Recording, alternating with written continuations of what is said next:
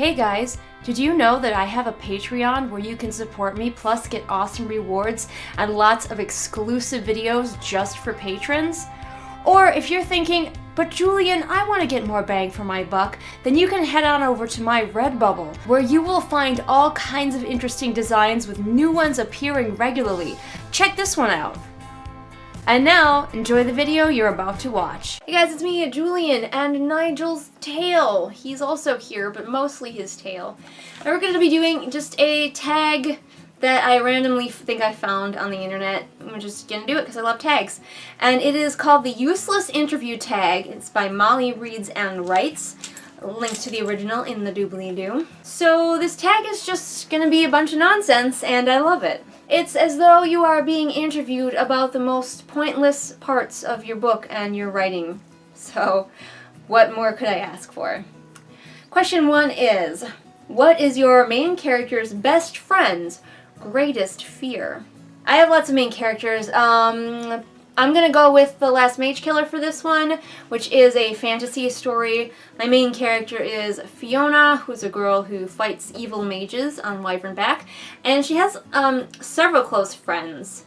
I don't know if she has a best friend, but I'm going to go with Surge, who is a guy that she's friends with, and they often compete to see who can fly the highest because they ride on wyverns, and they were both born in the high mountains so they can survive with really thin air, so they have these competitions to see who can fly the highest. Surge's greatest fear, he's a really easygoing guy, but I think his greatest fear, he will never admit it, but it would be being abandoned by the people he loves. He would just not handle it well. Even though he acts super easygoing and super smooth, if he lost his friends and family, he would just be devastated. So I think that is his greatest fear. Question 2. What is the mistake you've made the most while writing? And it could be this project or any project. Sentence structure? Sometimes my sentences, wow. Sometimes my beta readers are just like, girl, what is wrong with you? What is this sentence? Just write a normal sentence, and then I don't. I catch some of them, my betas catch some of them, but I hope that when I eventually get an agent and a publisher, an editor will catch the rest of them, because holy balls. Why?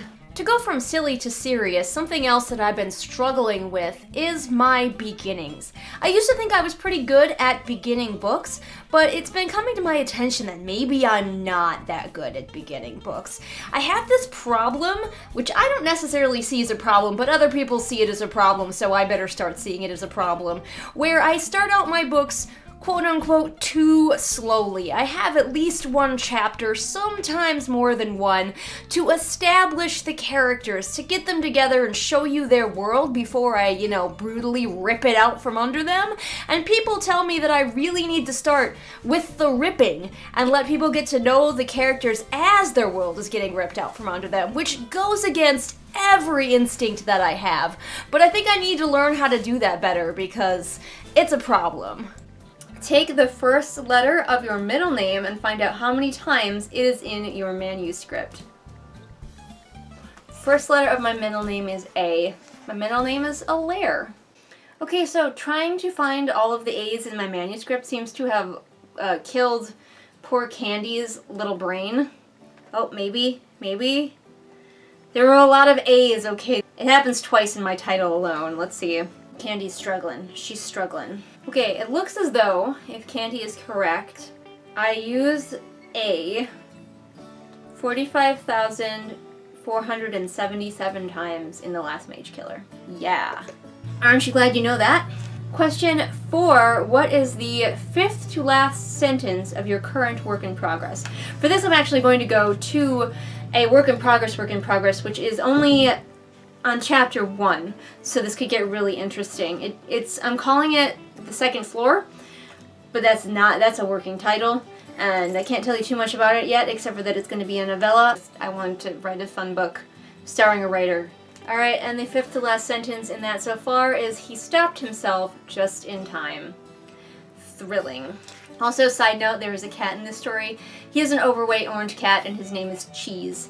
And yes, he is an important character. The next question is, what character besides your antagonist do you dislike the most? I don't dislike any of my characters. I don't even dislike my antagonists. I don't dislike anybody or I wouldn't write them. So no one. Describe your inciting incident using only 3 emojis. Okay, I'm going to use the inciting incident from The Last Mage Killer. Future me, if you would put some emojis for my inciting incident. There you go. Thank you. The next question is, read the 12th sentence in your novel backwards. Okay, what book should I go for with this one? Let's go for The Game. Oh good, it is a short sentence. It reads, struggled figure third A them between. The next question is, what 3 genres is your story not? I'm going to go once again back to The Last Mage Killer with this one. It is not sci-fi, it is not erotica, and it is not suspense. Question 9. Name 2 published novels that are in your genre, but nothing like your story. Okay. Again, Last Mage Killer, The Hobbit, and Harry Potter. The Last Mage Killer is the story of Fiona, who lives in a world where magic has become corrupted and everyone who can use magic is evil and determined to destroy everyone who cannot use magic. Fiona was born immune to magic. She is one of the very last people who is, and hence she gets the name The Last Mage Killer. She is expected to train and then go to war, where she will inevitably die on the front lines of a losing war against the mages. So that's what's going on with her. But she's not The Hobbit, and she's definitely not Harry Potter, although she does go to a school, but it's nothing like Harry Potter. Question 10, what is a scene you ended up cutting? I'm going to go ahead and use a scene from Boots, which is my book that is querying right now, which is a fantasy retelling of Puss in Boots, which not only has a miller's son and a cat, but it also has a kick-ass warrior princess named Joanna. Now, originally I had a scene where Joanna talks to her older brother. It was an okay little family moment. You got to know a little bit more about her brother and her, but ultimately her brother isn't really an important character in the story, and so I ended up getting rid of it and putting in its place a conversation Joanna has with her men instead, because her soldiers that follow her are far more important to the story than her brother. So unfortunately her brother and her relationship's gonna have to go a little bit unexplored because it didn't serve the story at all. And question 11 is just to tag people, and I tag whoever wants to do this very silly tag. Highly recommend. It's a fun time. Definitely let me know if you do this tag because it's super fun. If you liked here and you want to see more like it, my channel is chock full of content, and if you wish it was higher quality, you can support me on Patreon, where all of your donations go towards getting me better equipment.